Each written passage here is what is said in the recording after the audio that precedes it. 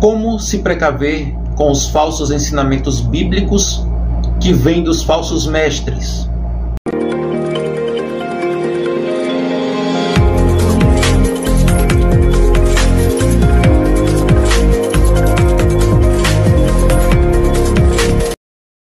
Este é o canal Torá em Foco.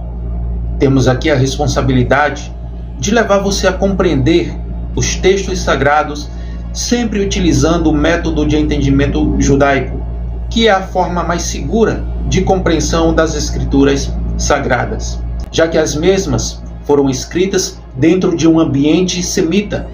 Para compreender da forma correta, temos que avaliar o contexto em que foi escrito, as línguas originais, como era a cultura daquele povo, e não tentarmos interpretar as escrituras pelo prisma do cristianismo.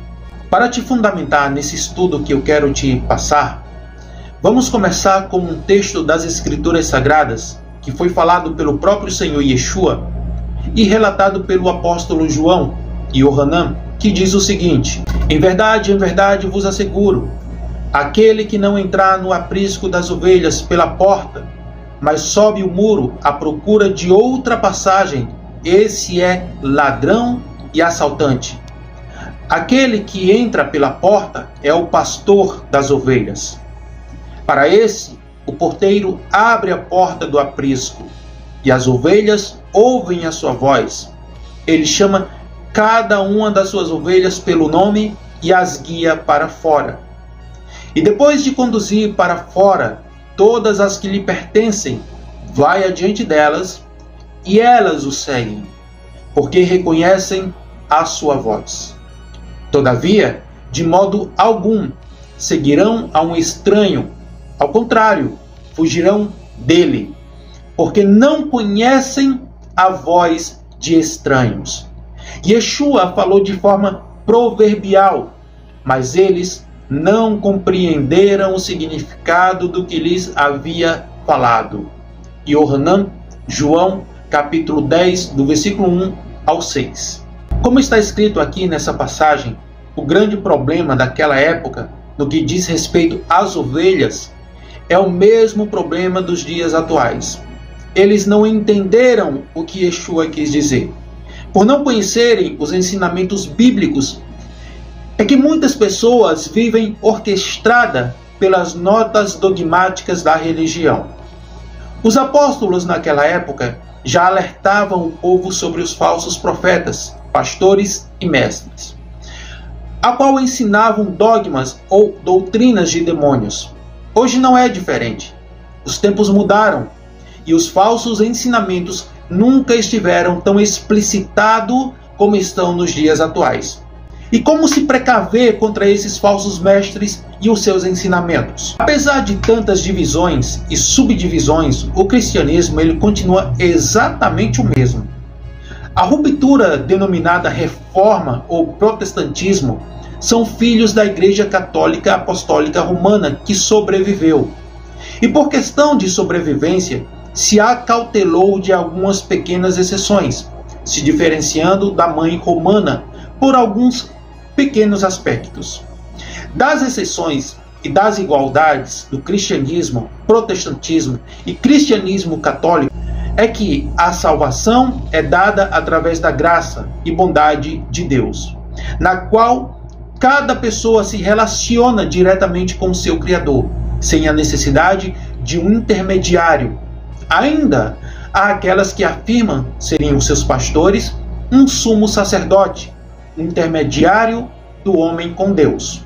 Os batismos são por imersão, mas ainda há aqueles que batizam em nome do Pai, do Filho e do Espírito Santo.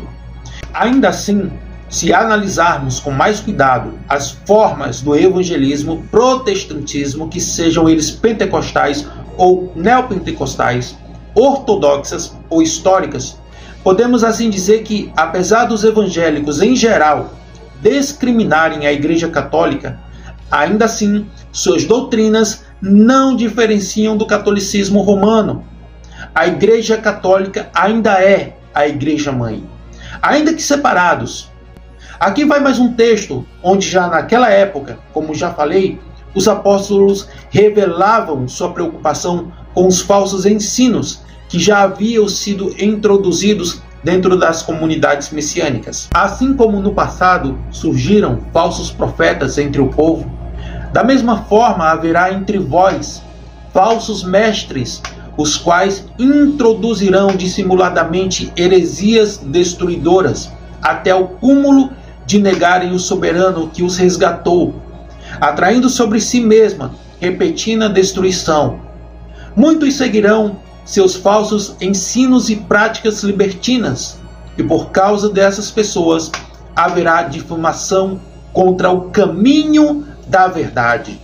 Movidos por sórdida ganância, tais mestres os explorarão com suas lendas e artimanhas. Todavia, sua condenação desde há muito tempo paira sobre eles, e sua destruição já está em processo. Segunda Kefa, capítulo de número 2. Católicos e evangélicos são os mesmos cristãos. Vivem sob a forte influência das doutrinas teológicas helenistas cristãs, apoiados nos despropósitos referente à abolição da Torá. Apoiam a heresia da teologia da substituição, onde eles dizem que no passado eram os judeus, o povo de Deus. Agora somos nós, o Israel espiritual. Ignoram a verdadeira doutrina do Eterno por causa da multiplicação dos seus comércios. Não dão importância ao verdadeiro Deus e ao seu ungido Yeshua, o Mashiach, porque desprezam os seus verdadeiros nomes e mandamentos. São em geral antissemitas, odeiam os judeus, odeiam os hebreus. Ora, se os crentes gentios são enxertados na oliveira, é certo que nós devemos amá-los como membros da congregação de Yeshua. Adoram também o Deus mitraico, esse Deus que se vestiu com os ensinamentos de amor, de bondade do verdadeiro servo do Eterno. Concordam em número e grau. A salvação vem pelas obras, como dizimar e ofertar, ou se sacrificar para construir prédios denominados igrejas ou templos. Na verdade, são várias as conjunturas que confirmam que o protestantismo, luterano, calvinista ou americano estão arraigados nos ensinamentos do catolicismo romano. Ao confrontar as doutrinas de Cipriano com os ensinamentos que pastores, presbíteros ou que se autodenominam apóstolos instruem aos súditos nas congregações atuais, verdadeiramente não há praticamente nenhuma particularidade. No ano de 251, Cipriano convocou o concílio de Cartago e leu a unidade da igreja, seu trabalho principal que teve profunda influência sobre a história da igreja. A igreja, conforme argumentou, é uma instituição divina, a noiva de Cristo, e somente pode haver uma noiva. Somente na igreja as pessoas poderiam alcançar a salvação. Fora dela, seria impossível. Há somente escuridão e confusão aqui. Fora da igreja, os sacramentos e os pastores e até mesmo a Bíblia não tinham importância alguma. O indivíduo não poderia viver a vida cristã em contato direto com Deus.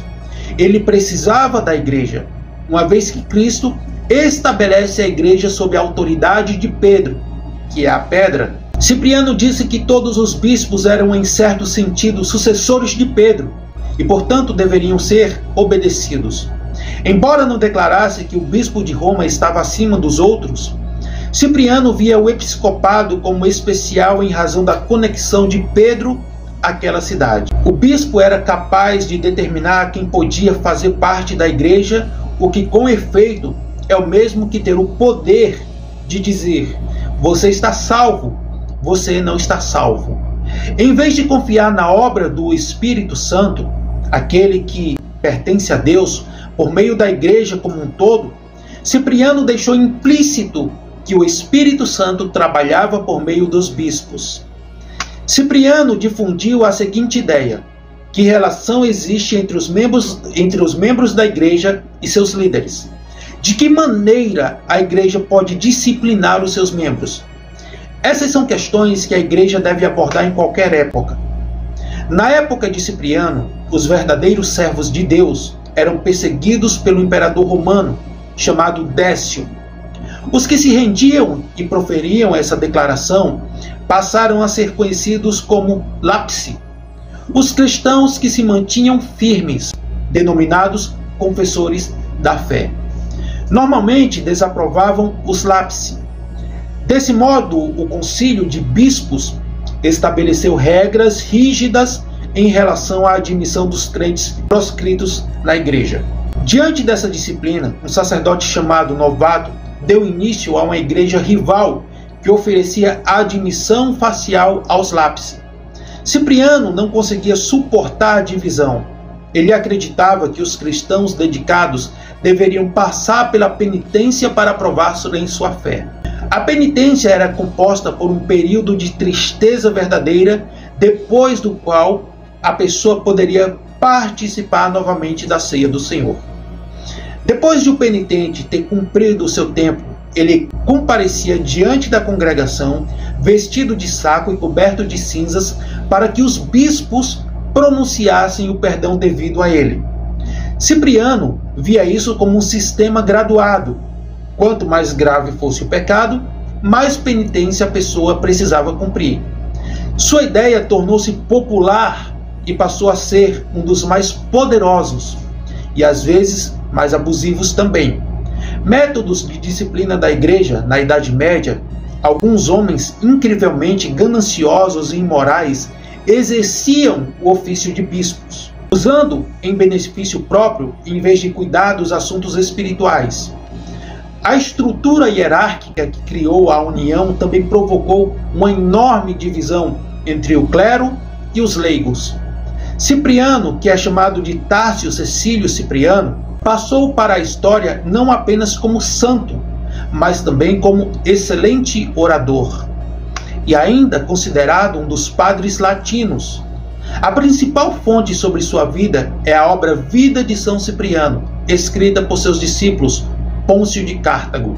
Os acontecimentos mais importantes do cristianismo contradizem as doutrinas de Cipriano. Sabemos que a congregação de Yeshua são pessoas e jamais são as suntuosas edificações ou edifícios. No entanto, evangélicos modernos não dispensaram esse termo tão pejorativo, ainda consideram os locais de reunião ainda como a igreja. A igreja, em hipótese alguma, tem o poder de salvar ou fazer qualquer outra pessoa ser redimida dos seus pecados. Essa redenção está em um único nome, Yeshua HaMashiach. Fora desse nome não há quem se salve. Nas congregações atuais, o bispado foi substituído pelo pastorado, com o argumento de serem representantes de Cristo. São sacerdotes de Deus, exigem que os leigos os tratem com muita importância e honra, desobedecendo ao mandamento de Yeshua, no qual diz: o maior sirva o menor. O papel do Espírito Santo nas congregações contemporâneas é secundário. Os pastores escolhem quem irão ser evangelistas, presbíteros, diáconos, missionários e etc. Para isso, é necessário pagar mensalmente os dízimos. Se você não pagar, o cargo lhe é tirado. É de fato repugnante. Quanto à confissão dos pecados, os pastores das congregações pentecostais aceitam a mesma prerrogativa de Cipriano. Quando atribui aos crentes que pecam ou se desviam da doutrina da congregação, são levados a confessarem os seus pecados aos pastores e subpastores, e estes se reúnem em um grupo de 3 pessoas ou mais que irão ouvir a confissão do crente pecador. Depois do miserável pecador confessar suas transgressões, ele é humilhado por toda a congregação, posteriormente fica sabendo e é afastado e é proibido de tomar a ceia do Senhor.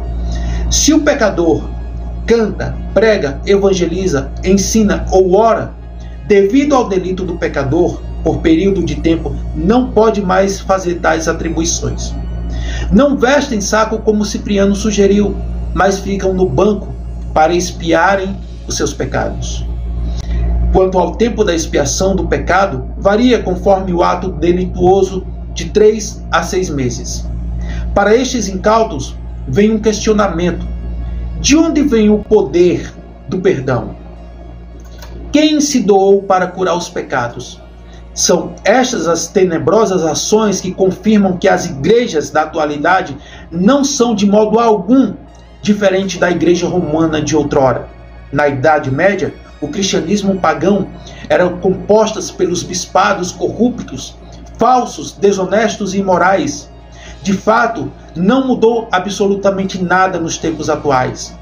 Pastores, pregadores, bispos e ainda tem os que auto-intitulam-se apóstolos, deturpam os escritos sagrados para o bem de si mesmos, iludem, enganam, usam de subterfúgio com o fim de arrancar o sustento do pobre para ostentar suas próprias luxúrias. A Igreja Católica vendia a salvação.